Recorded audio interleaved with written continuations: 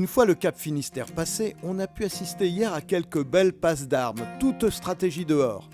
En tête, 3 concurrents sont dans un mouchoir de poche, Jean-Pierre Dick, Armel Lecléache et Alex Thompson, qui est le seul à avoir pris une option spectaculaire plus à l'est. Au début, je pensais que c'était une bonne idée, mais je n'en suis plus si sûr.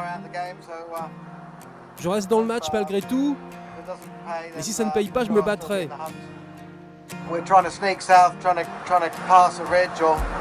Je vais essayer de passer l'anticyclone au plus vite pour attraper les alizés et foncer vers l'équateur.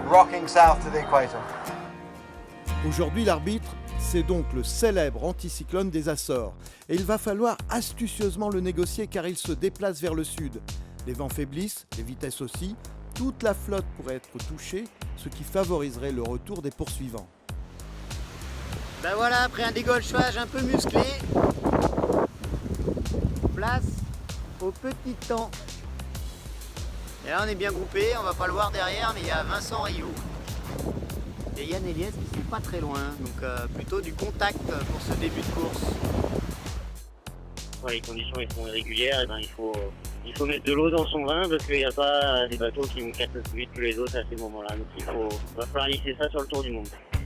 Plus en arrière, les bisous peuvent enfin souffler, apprécier leur navigation et même retrouver le sourire. Voilà, coucou, à bord d'Initiative Cœur, on a hissé le Jenna Cœur avec les dauphins. C'est parti pour le tour du monde, yes! Me voici entré dans ma grande aventure. Cap au sud, ça y est, c'est parti. Wouhou!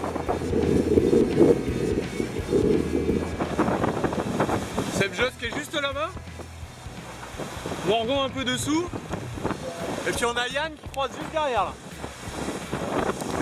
Il y a Jérémy qui passe 200 mètres devant là. Haha. Coucou Jérémy. Au pointage de 18h, Hugo Boss était toujours en tête devant Banque Populaire et Saint-Michel-Virbach. Il devrait toucher beaucoup plus de vent en milieu de nuit.